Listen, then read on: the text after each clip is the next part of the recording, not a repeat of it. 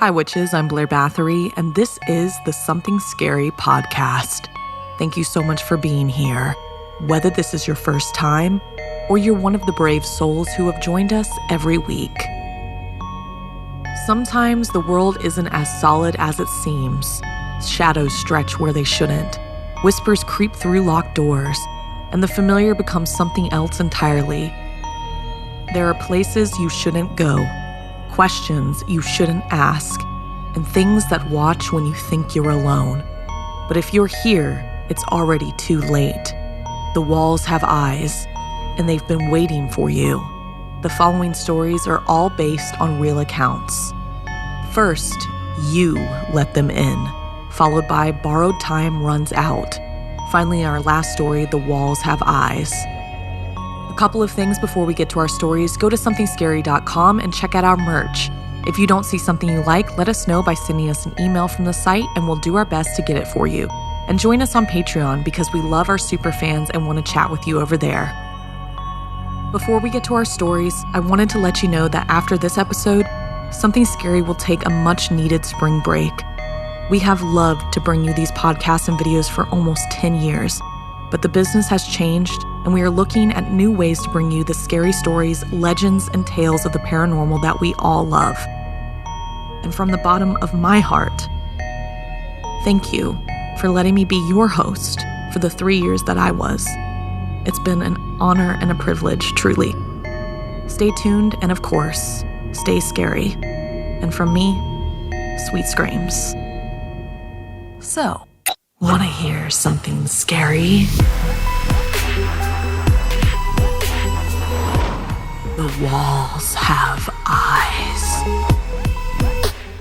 Sometimes, curiosity leads you to places that should never be explored, like in this story inspired by AB Cake 25.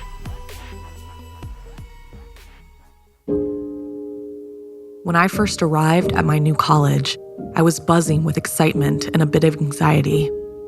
It felt like stepping into a whole new universe. The campus was massive, filled with old brick buildings and towering trees. Everything felt so big, too big, like I was a tiny speck in a world I wasn't sure I belonged in. I was eager to dive into this new chapter of my life, but my excitement faltered the moment I met my roommate, Clara. She had an unsettling presence. Her black clothes clung to her like they were part of her skin. Her hair, long and tangled, fell over her face, almost completely obscuring it. When I walked into our room, she didn't even look up, just sat there, hunched over a book covered in strange symbols.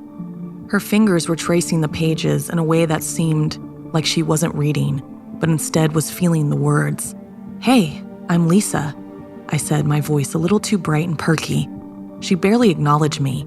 She lifted her gaze just enough for her eyes to meet. Her eyes, dark, glassy, unreadable, felt like they were studying me, cataloging me in some way I couldn't understand. "Lisa?" she whispered, as if testing the sound of it. She didn't look back up. I told myself she was just shy. Shy people are awkward, right? Maybe she just needed some time. But that night, as I lay in bed, the whisper started. Soft at first, so soft that I almost convinced myself it wasn't happening. But then I couldn't unhear it. It was like the words were sliding across my skin, brushing against the air around me. Unintelligible, but close. Too close. My heart picked up, thudding in my chest. I wanted to ignore it, to chalk it up to the creaks and groans of the old building. But the feeling of being watched, it wouldn't go away. I told myself it was just her, talking to herself in her sleep. But the next night, it was worse. The chanting started again, rhythmic, almost hypnotic. I could hear the faint hum of it under my skin. The air in the room felt thicker, like something unseen was pressing in on me from every corner, folding the space around me until there was no escape. The walls weren't still, they were alive, watching. I couldn't breathe right. It wasn't just the heat of the night, it was something else. I tried to push it out of my mind. I tried to pretend everything was normal. But one night, when I turned over in bed, I caught a glimpse of Clara's notebook lying open. The symbols on the pages were not just strange. They were shifting, barely, but not enough to make my stomach drop. The edges seemed to pulse, like they were breathing. I asked what it was, keeping my voice steady, even though my hands were suddenly clammy. Clara didn't even flinch, just said it was a personal project. I don't know why, but something in me couldn't let it go. Maybe it was just curiosity, or maybe it was something darker, gnawing at me, telling me to know more. I started staying out later. I kept my distance, found new friends, tried to convince myself I didn't need to spend all my time with her. But no matter how far I went, no matter how many different places I sought refuge, there was always something pulling me back, a force I couldn't shake. It wasn't just the room or her, it was something else, something that followed me. One night I returned, determined to grab my textbook and leave, but the second I opened the door, I felt it. The air shifted, heavy, thick, like the pressure in the room had doubled. I felt my skin tighten, my breath caught in my throat, like the room itself had its hands around me. Clara stood by the window, her back to me, so still she could have been a part of the wall. "They like you, Lisa," she murmured, the words soft but pointed. A cold hand gripped my chest. "Who?" My voice was barely a whisper, like I was afraid to ask. She turned slowly, her neck cracking unnaturally as she did. The movement wasn't right, too slow, too deliberate, and when her eyes locked onto mine, they weren't just dark, they were empty, hollow, like they had swallowed everything, and there was nothing left, no light, no soul, just void. "They want to meet you." The candles in the room flared, their flames stretching higher than they should have. My breath turned to mist, freezing in the sudden cold that filled the air. I couldn't move. "I don't want to meet them," I said. Clara's smile was different, wider, more teeth. That's what I said at first. The door slammed shut. I ran for the doorknob, my pulse pounding so loud I couldn't hear anything else. It wouldn't budge. I shook it, my fingers slipping on the cold metal. "No, no, no, no, no." Then I felt it, a cold brush against my neck. It was like ice, sharp, alive, and it dragged slowly down my back. I jerked away, but the air didn't let me. It felt like there were hands in the air, pressing me down, holding me. I spun around. There was nothing there, but there was something.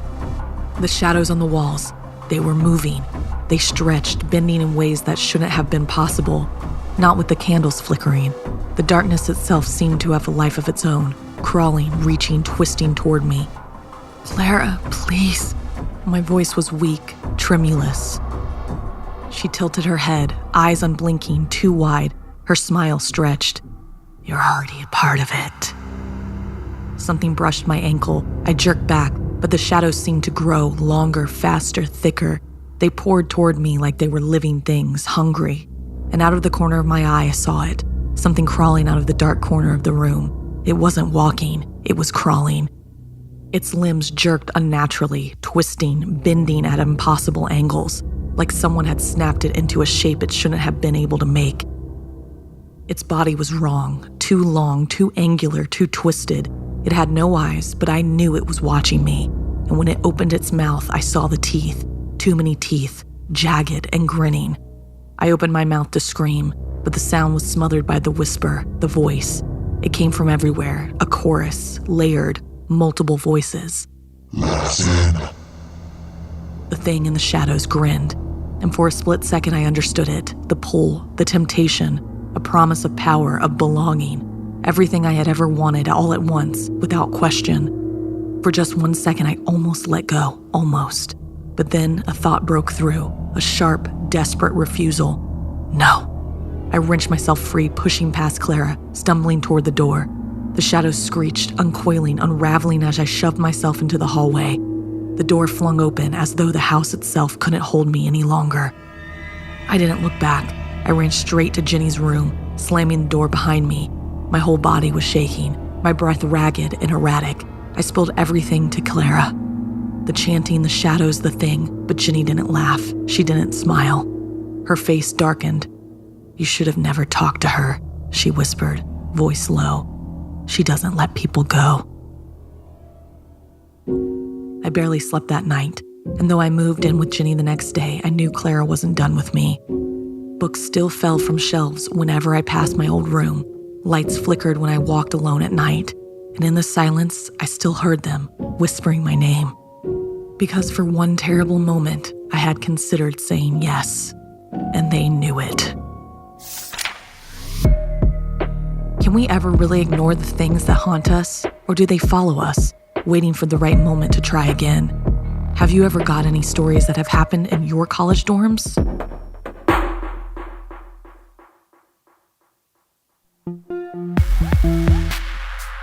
You never really escape death.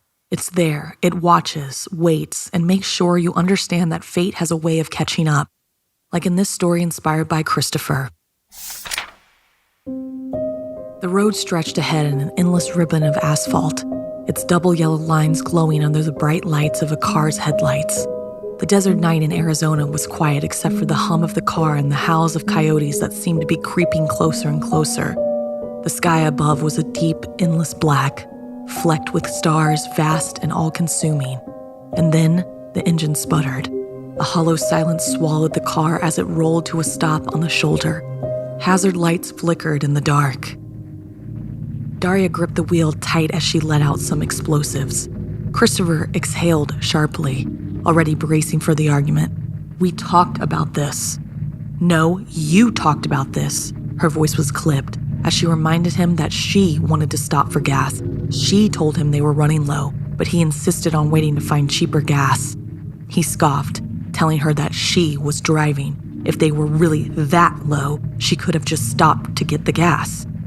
Well, we didn't, she snapped. That was it. They were screwed.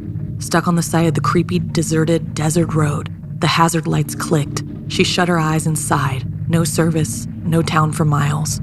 Just an open stretch of highway cutting through a desert that felt suddenly endless. Then, headlights.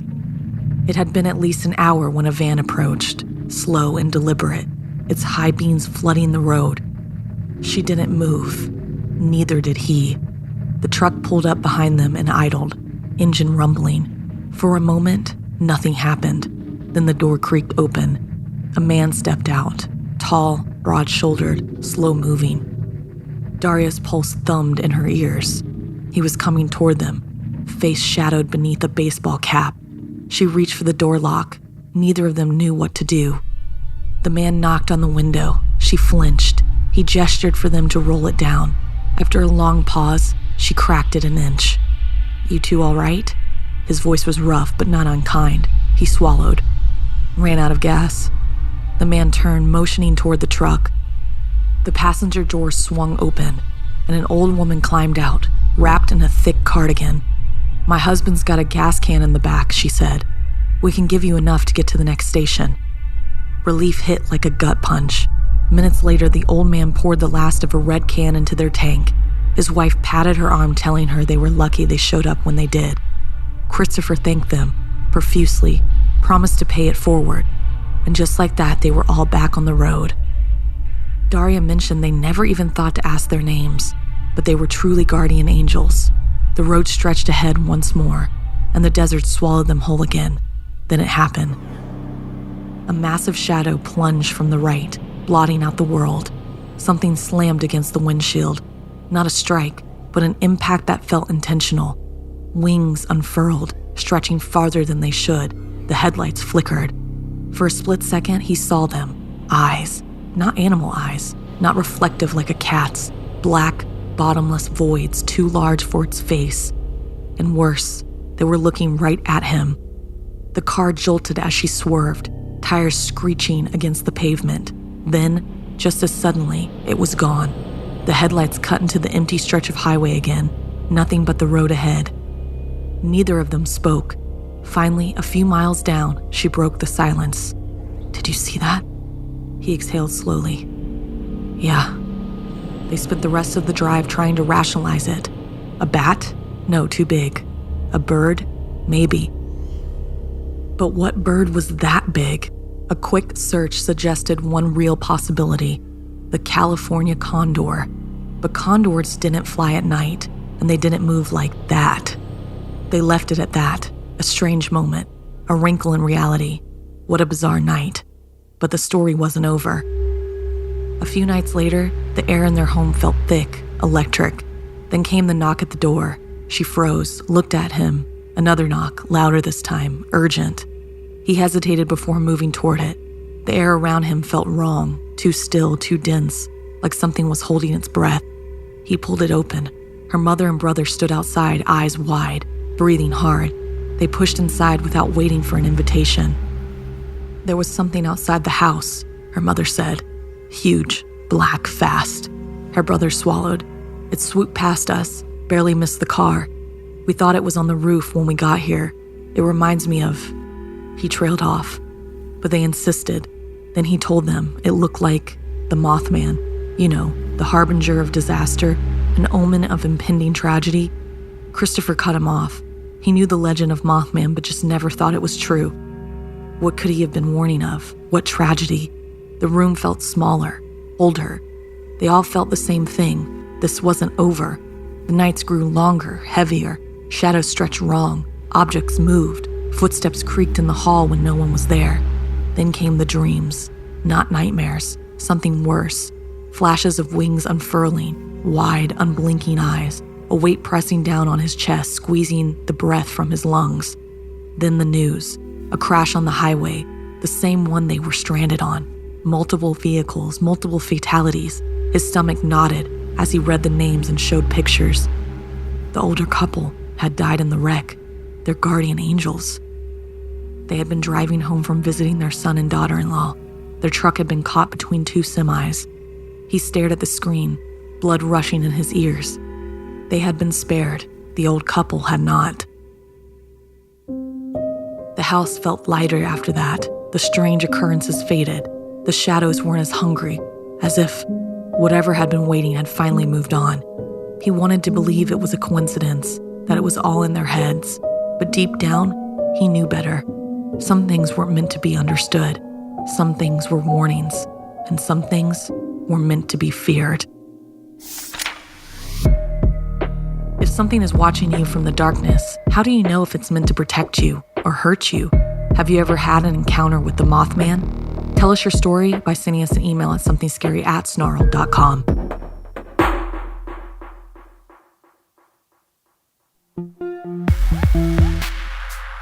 Beware the house that keeps its secrets buried beneath the floorboards, like in this story inspired by Mary. When I was 5, I lived in a nice 2-story house in Greenwood, Florida. It was a small town, quiet and surrounded by thick woods that made everything feel a little more isolated. I loved it. At least I thought I did. It wasn't until years later, when I was 14, that I understood how evil that house was. I don't know why spirits were drawn to me or why I was drawn to them, but even as a child, they found me. Before we moved to Greenwood, I had an imaginary friend. Her name was Katie. I don't remember when she first appeared, just that she was always there, whispering in my ear, watching from the corners of my room. At first, she was my comfort, until the bruises started appearing on my arms and I woke up with scratches on my legs. My mother, a deeply religious woman, blamed demons and cast her out. She burned sage, read from the Bible, and prayed over me every night until the bruises stopped appearing. I thought she had saved me, but when we moved into the 2-story house, I realized something worse had been waiting for us. At first, the house felt normal, cozy even. My bedroom overlooked the backyard, where a massive oak tree stretched its limbs toward the sky. But then, strange things started happening. People in town would ask my dad strange questions. How's your wife? Has she been aggressive? Has she hurt you? The first time he laughed it off, but it kept happening. Why would I be aggressive? My mom snapped when he mentioned it. I'm your mother. I would never hurt anyone.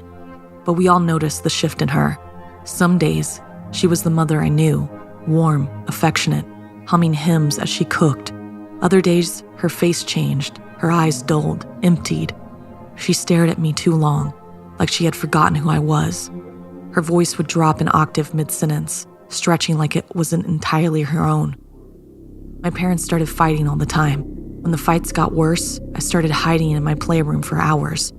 The air in the house felt thick, pressing against my skin, making it harder to breathe. And then I started seeing them. At first, just glimpses. Something tall and white standing at the edge of the backyard, barely visible through the trees. Then, dark figures in the windows, watching from the inside when I knew no one was home. One night, I woke to a whisper. "Ellie?"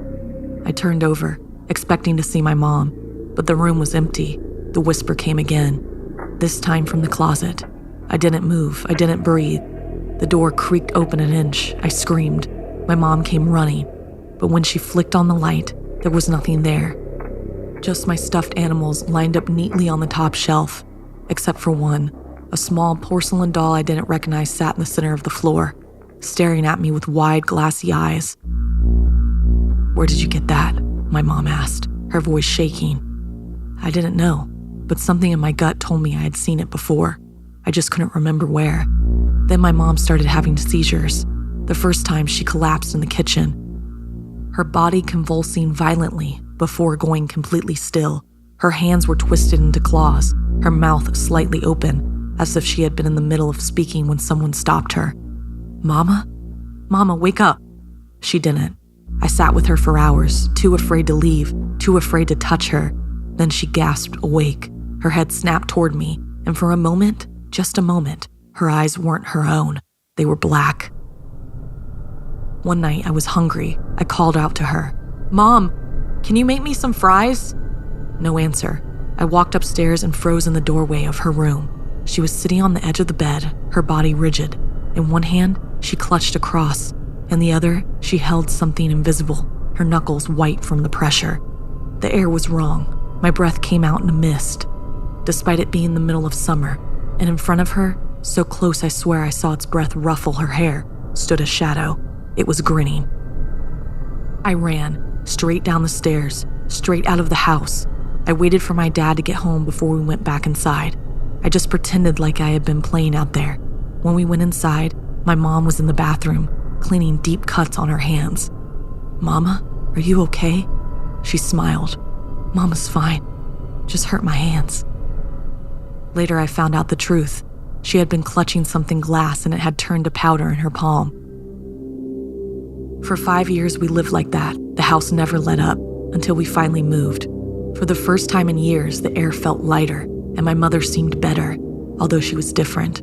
When I was 14, I finally asked my mother about the house. It had been so long I couldn't remember details, only the sense of dread. My mom sat me down inside. "You're old enough to know now," she said. "That house, it had spirits. They attacked the women who lived there, made them aggressive, dangerous. The husbands always left, or worse." I stared at her. "So that's why you like that?" She nodded, her hands trembling. "I'm so sorry I wasn't a better mother." I forgave her, because the thing in that house, it wasn't her. We still drive past it sometimes when we visit Florida. The house looks different now. The new owners changed the color, added a porch. But every time we pass, I swear I see someone standing in my old bedroom window, watching, waiting. I hope the new woman in the house is strong enough. I hope she sees the signs before it's too late. Because once you let it in, it never really leaves you. Can a place really change someone, or do the things that haunt us always come from within? Did you ever have an imaginary friend?